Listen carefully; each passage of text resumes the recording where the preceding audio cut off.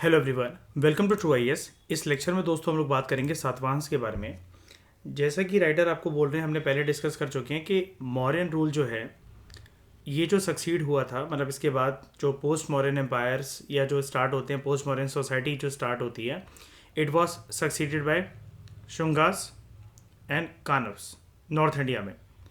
डेक्कन और central India में जो सातवाहंस थे उन्होंने सक्सीड करा मौर्यास को after a gap of almost 100 years. आपके दिमाग में एक बात आई होगी कि सर ये शुंगास और कानव्स का नाम क्यों ले रहे हैं, बीच में जो बैक्ट्रियंस थे, पार्थियंस थे और जो स्काइथियंस थे वो यहाँ पर कहाँ गए। देखो, बैक्ट्रियंस, पार्थियंस और स्काइथियंस, आप खुद मुझे बताओ, क्या उन्होंने एक सक्सेसफुल एम्पायर बनाया था क्या? प्रोमिनेंट तरीके से कितना बड़ा एम्पायर बनाया था क्या? नहीं। और बीच बीच में जो भी, अगर आप कहो कि सर ये यहाँ पर तो फिर कुशांस भी नहीं दिख रहे हैं।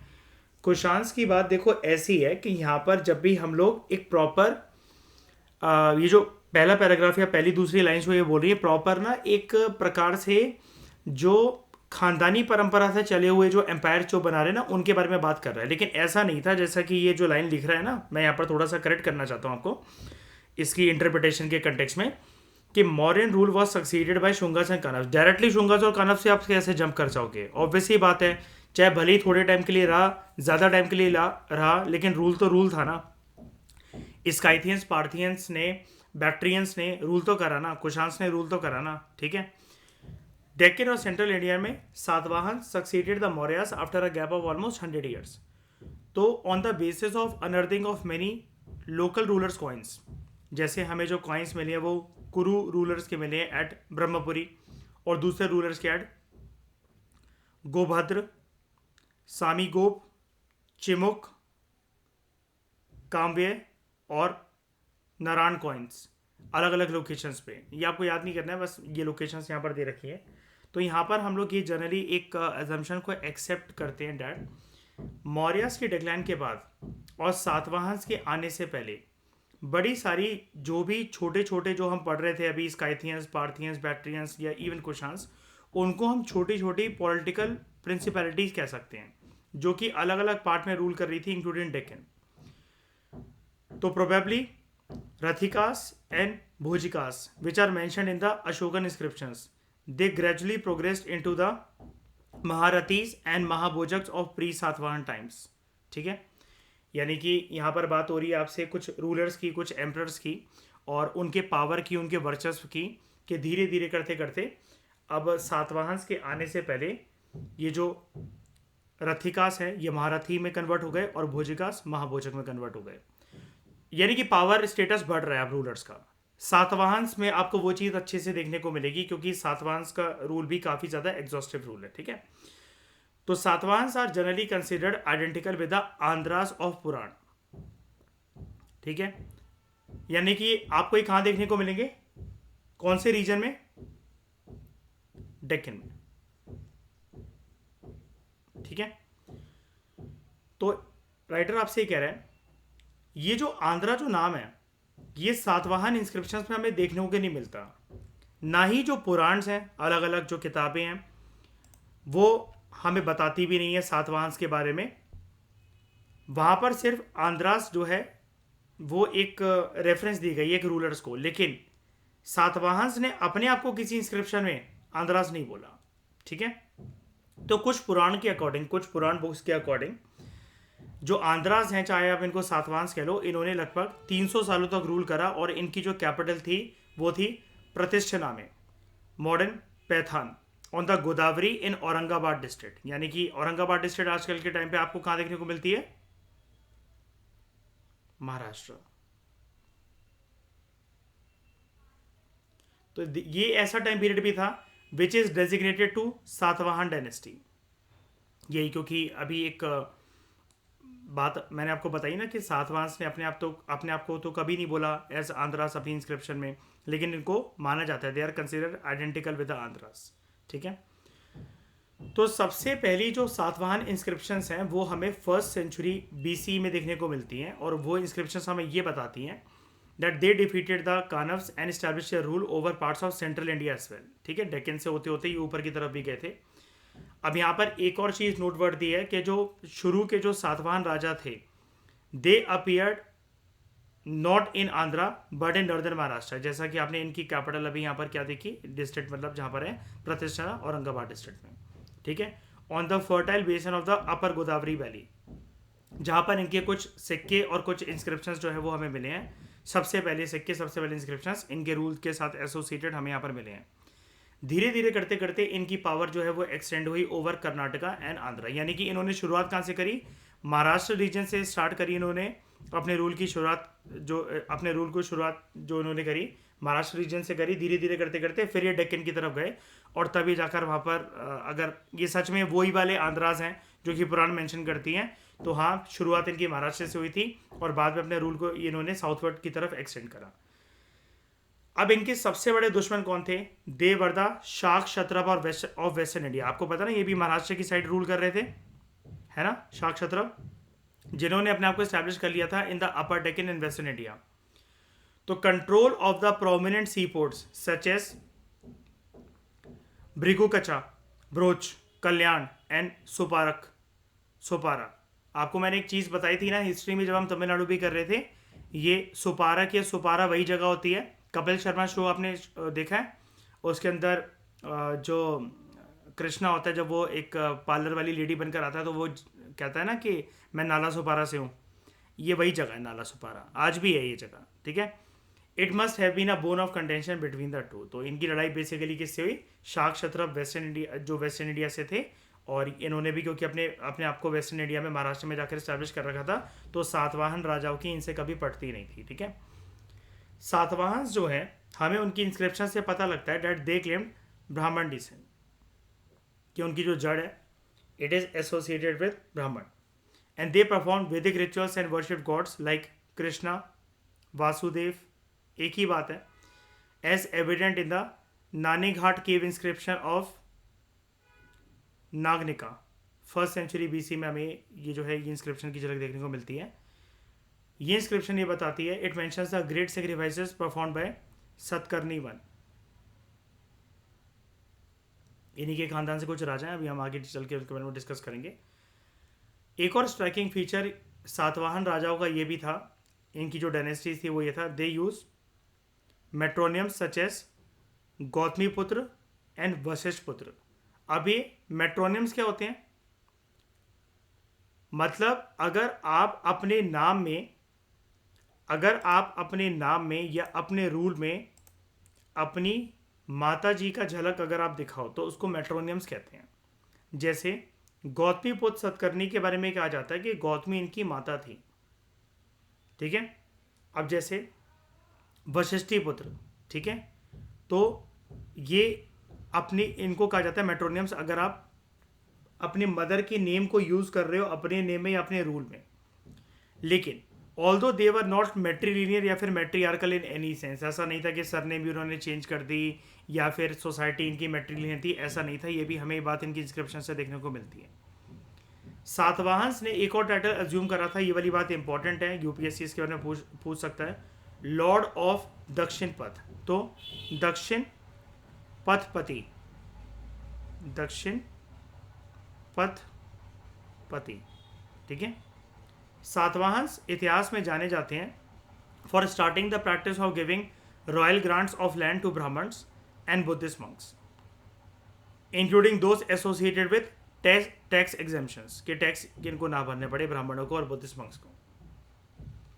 तो it is mentioned in one of the inscriptions of Gautami पुत्र सतकर्णी कि इसने एक बारी एक ज़मीन का टुकड़ा गिफ्ट करा था ब्राह्मण को, ठीक है। Land gifted to the Brahmins was not to be entered और disturbed by the royal troops, यानी कि वहाँ पर जो राजा के जो भी सैनिक हैं या कुछ भी हैं वो वहाँ पर किसी भी प्रकार की इंस्पेक्शन करने, टैक्स वसूली करने, कोई भी खर्चा वगैरह मांगने, खर्चा पानी मांगने बिल्कुल नहीं जाएंगे ब्राह्मणों के पास, ठीक है। Was not to be dug for salt, वहाँ पर खुदाई नहीं होगी नमक के लिए, and was free from the control of state officials, and was to enjoy all sorts of parihara immunities. अब मैं आपको एक बात बता देता हूँ, जब मैं मेडिवल इंडियन हिस्ट्री आपको शुरू करवाता हूँ उसमें भी मैंने आपको सातवाहंस के बारे में बताया हुआ था, पहले एक झलक दे रखी थी मैंने आपको, तमिलनाडु में भी हमने पढ़ा है, मतलब काइंड ऑफ वो मेडिवल हिस्ट्री तो नहीं है, लेकिन end of ancient Indian history और मेडिवल इंडियन हिस्ट्री का जब ये चैप्टर स्टार्ट होता है, मैंने आपको एक लैंड बताया था वहाँ पर, अगर आपको याद हो। मैं यहाँ पर सातवाहंस के बारे में प्रोमिनेंटली बात नहीं करने जा रहा हूँ, मैं आपको मेडिवल इंडियन हिस्ट्री के कंटेक्स्ट से एक चीज़ बता रहा हूँ। ब्रह्मदेव मैंने आपको एक लैंड बताया था, land gifted to the Brahmans, है ना। अब जब ब्राह्मणों को जो लैंड जो गिफ्ट करा जाता था, उसकी क्या विशेषताएं होती थी, ये विशेषता 4 आप यहां से लिख सकते हो। नंबर 1, ब्राह्मणों को जो लैंड गिफ्ट करा जाएगा, उधर रॉयल ट्रूप्स वाले आकर, मतलब जो राजा के जो सैनिक हैं वो डिस्टर्ब नहीं करेंगे। नंबर 2, वहां पर किसी भी प्रकार की खुदाई नहीं होगी नमक के लिए, स्पेशली अगर वो किसी कोस्टल इलाके में अगर वो लैंड दिया गया है तो, ठीक है। तीसरी बात, it was free from the control of state officials also.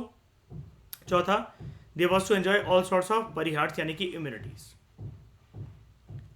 और टैक्स वगैरह भी नहीं देना है, ठीक है, किसी भी तरीके का। वो पांचवी चीज़ है कि they were exempted from giving tax. ये चीज़ आप लिख सकते हो। Satavahanas also promoted Buddhism by granting land to the monks. यानी कि आप एक चीज़ देख रहे हो, मौर्यन एम्पायर के टाइम पर बुद्धिज्म जितना प्रचलित हुआ, अगर मौर्यन एम्पायर डिक्लाइन हो गया था पूरी तरीके से, तो ये भी हो सकता था ना कि बुद्धिज्म पूरी तरीके से लुप्त हो जाता। वो तो शुक्र है उन नोमैडिक ट्राइबल ग्रुप्स का, जिन्होंने पावर में आने के बाद भी भारत में हिंदुज्म के साथ साथ बुद्धिज्म को भी बरकरार रखा, कुषाण राजाओं ने बरकरार रखा। और अब आपको दक्षिण भारत में कौन देखने को मिल रहा है? सातवाहन्स, इन्होंने भी बरकरार रखा। अब यहां पर इनके खानदान की बात करते हैं। सिमुक, सातवाहन डायनेस्टी के फाउंडर जो है, वो जिसको माना जाता है वो है person Simuka, and he was immediately active after the Ashoka's death. He build Jaina and Buddhist temples both. ठीक है, रिलीजियस टॉलरेंस थी मतलब इनके अंदर, बिल्कुल थी। फिर गौतमी पुत्र सतकर्णी, इसके नाम में हमें जो झलक देखने को मिलती है इसकी माता की, आप उसको क्या कहोगे? मैट्रोनियम, ठीक है। लेकिन मैट्रिनियल सोसाइटी ये नहीं थी। तो इट अपियर्स इनिशियली कि जो शाक क्षत्रप है वेस्टर्न इंडिया के, they succeeded in dislodging the Satavahanas from the western and central region, but बाद में सातवाहन्स ने अपनी किस्मत को रिवाइव करा by its most famous ruler Gautamiputra Satakarni, और दोबारा से वो एरिया, वो हिस्सा जो कि शाक क्षत्रप ने उनसे छीन लिया था, इन्होंने वापस उसको पाया। गौतमीपुत्र सतकर्णी ने ना ही सिर्फ शाकास को हराया, but also raise the power and prestige of the Satavahanas to greater heights. इसी के रूल की बात है that empire was at its peak. He claimed the शतर्थ lineage to which his adversary, इसका दुश्मन Nahapana, belong, and restruck under his name more than 8,000, मतलब अपने हर सिक्कों में अपना नाम इसने गुदवाना शुरू करा, लगभग 8,000 चांदी के सिक्कों में of Nahapana. He also rested, मतलब छीन लिया, मालवा और कथियावार को from the Shakas. His empire extended from Malwa in the north to Karnataka in the south, और इसकी जनरल अथॉरिटी पूरे के पूरे आज के समय में जो आंध्र प्रदेश वाला जो रीजन है वहां पर हमें देखने को मिलती है। अब ये शतर्थ जो लीनेज है ना, इसको क्षत्रिय मत समझ लेना, ये सिर्फ एक खानदान की एक बात हो रही है। जैसे कि हम कानव की लीनेज को देख रहे थे, तब हमने पढ़ा था ना उसके बारे में कि जो कानव के जो राजा थे वो कानव ऋषि जो थे उनसे एक लीनेज डिराइव करते हैं। तो सिर्फ एक नाम है, इसमें कंफ्यूज मत होना। इसकी जो अचीवमेंट्स हैं गौतमीपुत्र सतकर्णी की, they are described and eulogized after his death also, मतलब इसको प्रचलित करा गया इसके बेटे के द्वारा, पुलुमाई II, इसके कार्यकाल में, इन अ नासिक इंस्क्रिप्शन। अब ये नासिक का है, Maharashtra, of his mother Gautami Balashri which is written in Prakrit. अब ये वाला फैक्ट जो है हम लोग के, ये इनके खानदान के लोग अपनी माता के नाम पे गांव बनवाते थे, अपने नाम में भी अपनी माता का नाम अडॉप्ट करते थे। ये हम 6th क्लास की एनसीईआरटी में बहुत अच्छे से पढ़ चुके हैं, ठीक है। इस इंस्क्रिप्शन में नासिक इंस्क्रिप्शन में Gautamiputra Satakarni is describe as destroyer of the Shakas, Pahlavas Yavanas, as the uprooter of the Shatarthars, and as the restorer of the glory of Satvahans. Nashik inscription में इसके बेटे पुलुमाई टू ने इसको, अपने पिताजी को, गौतमीपुत्र सतकर्णी को डिस्क्राइब करा एस ए कम्भान, अ पियरलेस ब्राह्मण, अकेले मतलब अकेले अपने बलबूते पर सब कुछ करता था, एंड खतिया दाप मनमद, one who destroyed the high handedness and pride of the Kshatriyas. इसलिए मैंने आपको बोला था कि इसको क्षत्रिय मत समझना, ये शतर्थ लीनेज है. लेकिन बात वो है, फिर देखो इंस्क्रिप्शन में तो ये भी बोला गया है, अपरूटर ऑफ द शतर्थ, अपरूटर ऑफ द शतर्थ, अपने वंश को भी उखाड़ फेंका, यानी कि मतलब जिससे लीनेज डिराइव करे, अपने वंश को तो नहीं कहेंगे हम लोग, जिससे लीनेज डिराइव करी. टाइटल ये अज्यूम करना पसंद करते थे एज सातवाहंस, लेकिन बड़ी सारी हमें पुराण क्या बताती हैं, आंध्रास इनको. ठीक है, जैसा कि हम अभी ऊपर पढ़ रहे थे, गौतमीपुत्र सतकर्णी की बात तो अभी यहाँ पर हो रही है. ठीक है, इसके बेटे की इंस्क्रिप्शन की बात हो चुकी है, वापस गौतमीपुत्र सतकर्णी पर आ जाओ. He donated land to Buddhist monks, और उसको क्या कहा जाता था, महासंगिकास. महासंगिकास, एम जो होता है वो एन की तरह प्रोनाउंस करा जाता है, महासंगिकास, एट कार्ले. तो वहां पर कार्ले इंस्क्रिप्शन है which mentions the grant of Karajika village near modern Pune, Maharashtra, and at Nasik as evident in the Nashik inscription dated in the 18th year of the Gautamiputra Satkarni's rule, which mentions ये जो जमीन जो दी गई, it was earlier in the possession of Nahapan's son-in-law उषावदत्त, इसके दामाद के हाथ में थी, लेकिन इससे छीन लिया, और इसका सबसे बड़ा दुश्मन भी यही था. He assumed titles of Raj and Maharaj.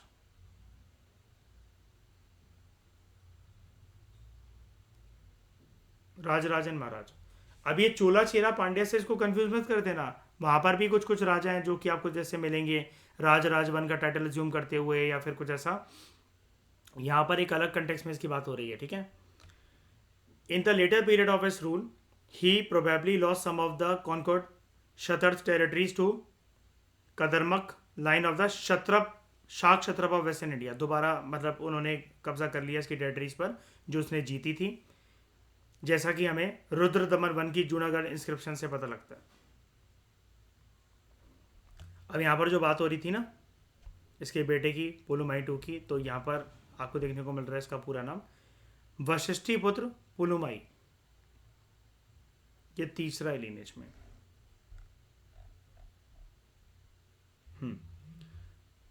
His coins are found in various parts of Andhra.